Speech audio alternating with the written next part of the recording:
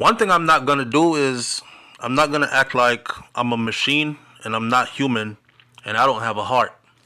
Seeing families ripped apart hurts.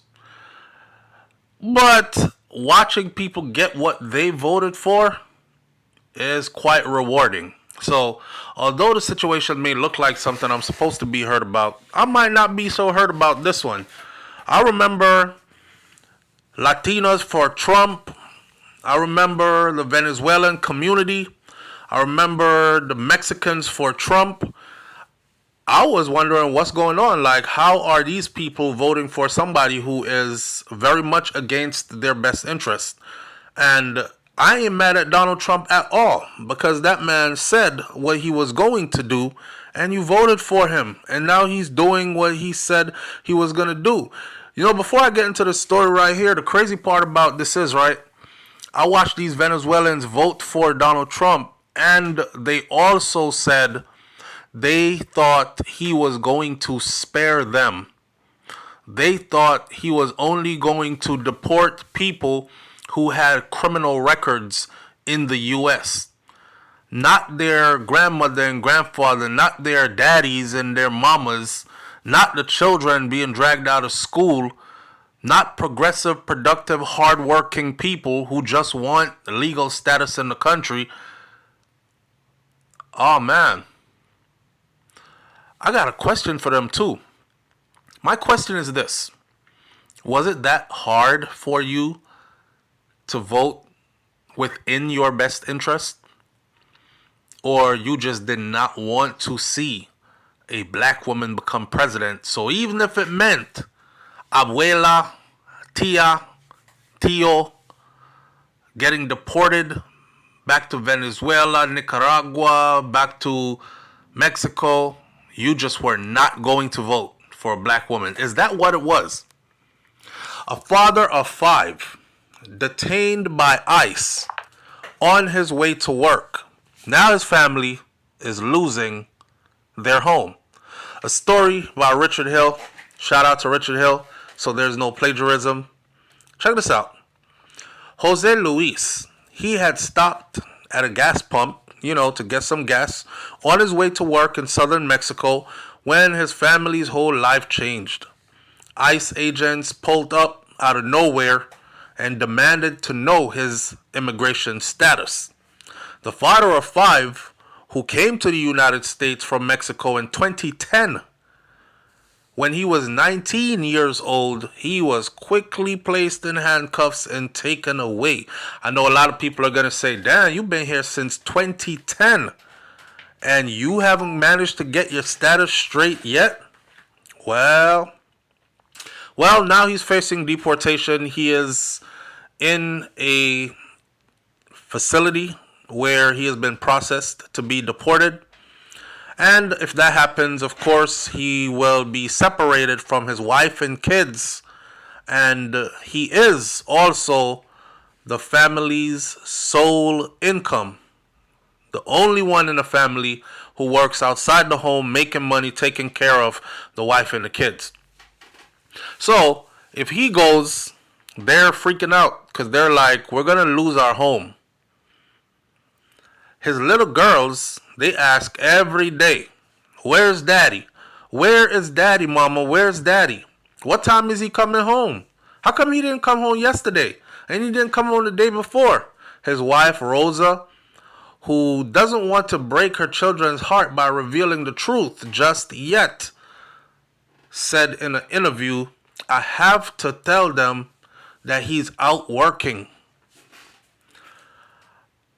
This kind of lets me know that the wife might be straight as far as her status goes. Or maybe she isn't. The children are probably born here, right? Because he's been here since way back when. She said, I'm really stressed out right now. I really am stressed and I don't know what's next. Jose Luis, he is one of the 12 million undocumented immigrants inside of the U.S., many of whom have lived, worked, paid taxes, and raised their families in the country for years.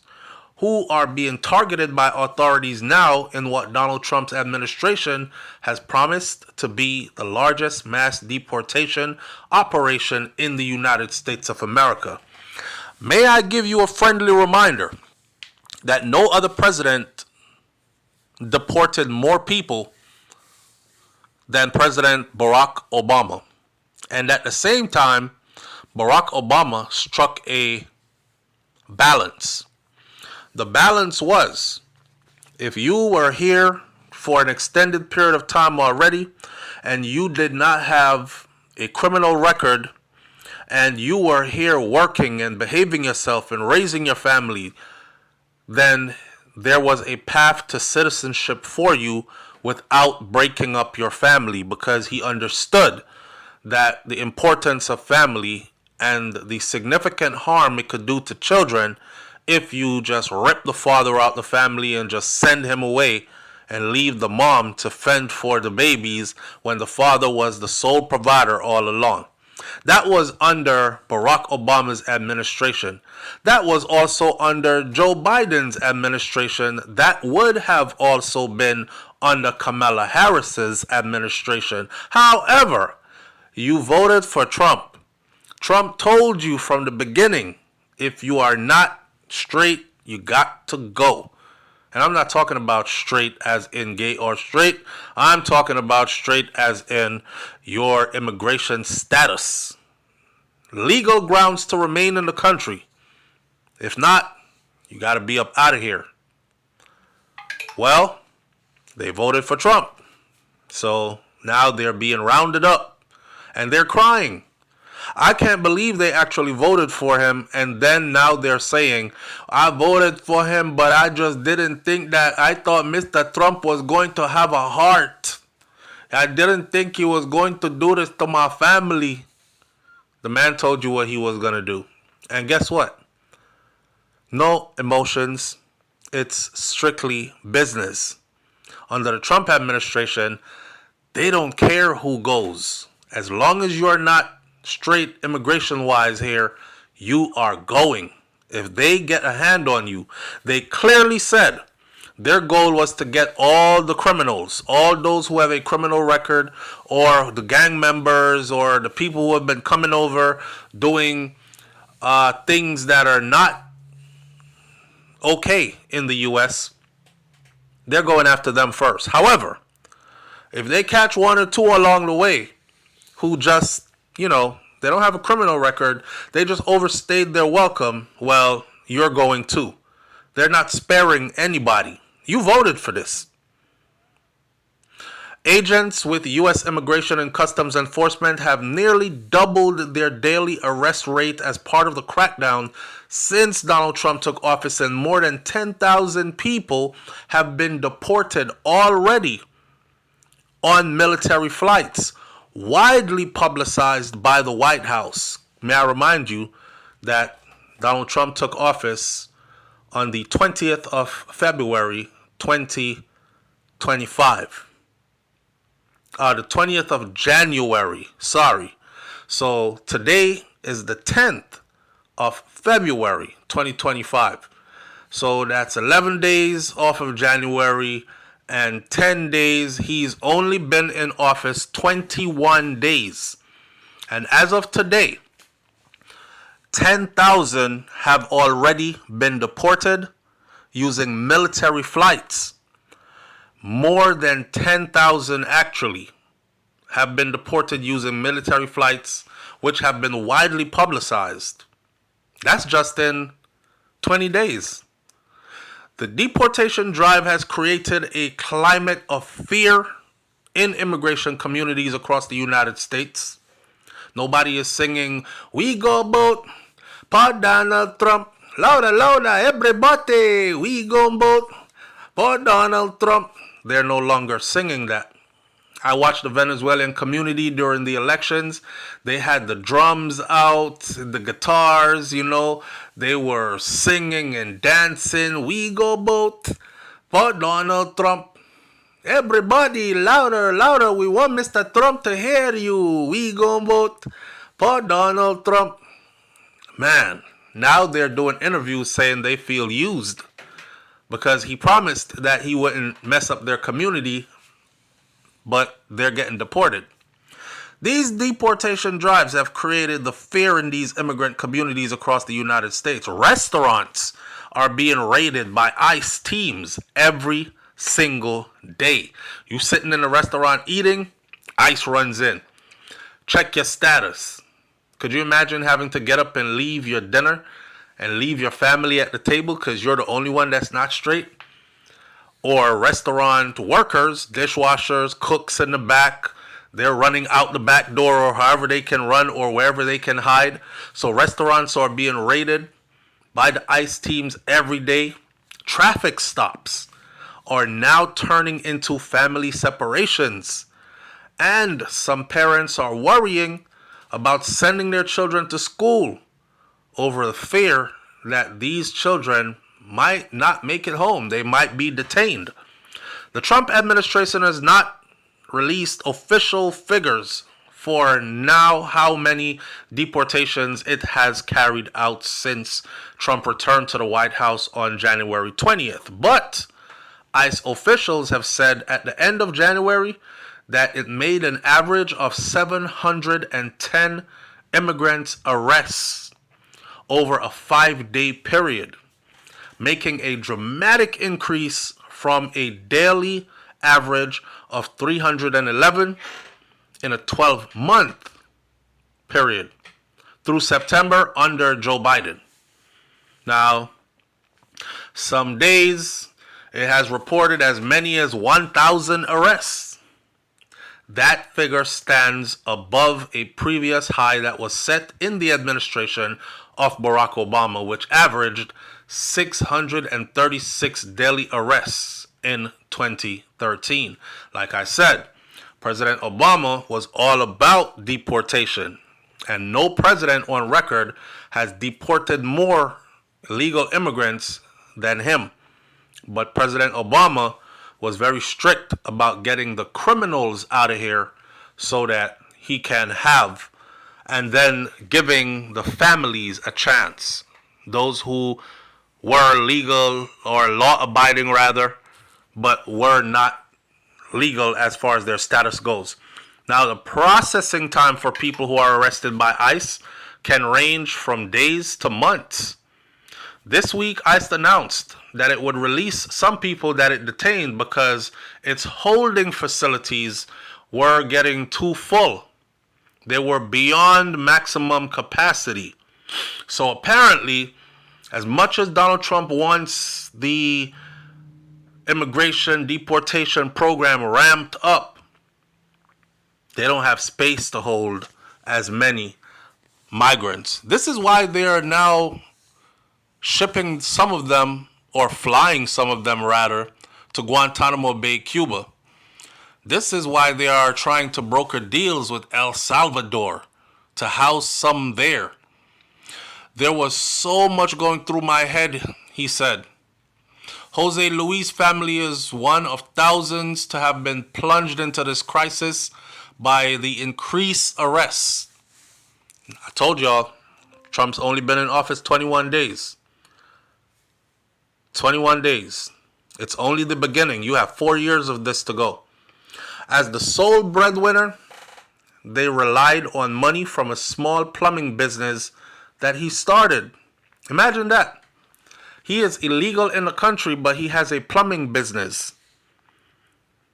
If that man got his papers straight, his family would be good. He would be a business owner, and he would no doubt be achieving the American dream. However, it's a cold, cold time right now to be illegal. There was so much going through my head when I found out. His wife, Rosa, says, all the payments for the house, the kids. Since Jose Louise was detained on January 26th, Rosa has had to sell some of their belongings just to keep the family afloat.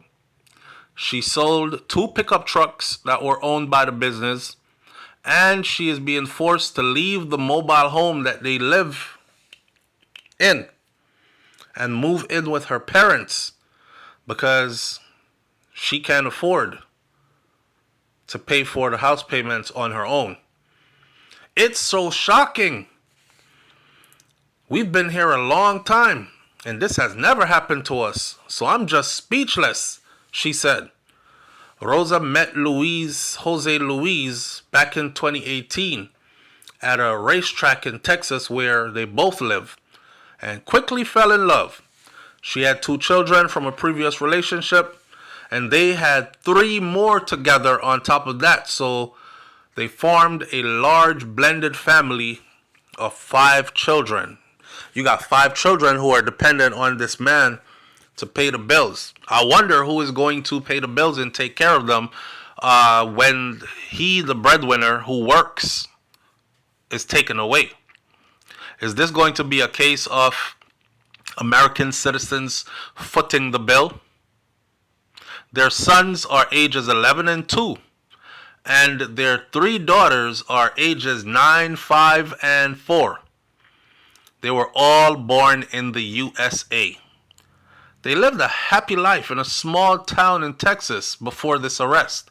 Now, their family has been broken apart, and she doesn't know when or if this family will ever be reunited.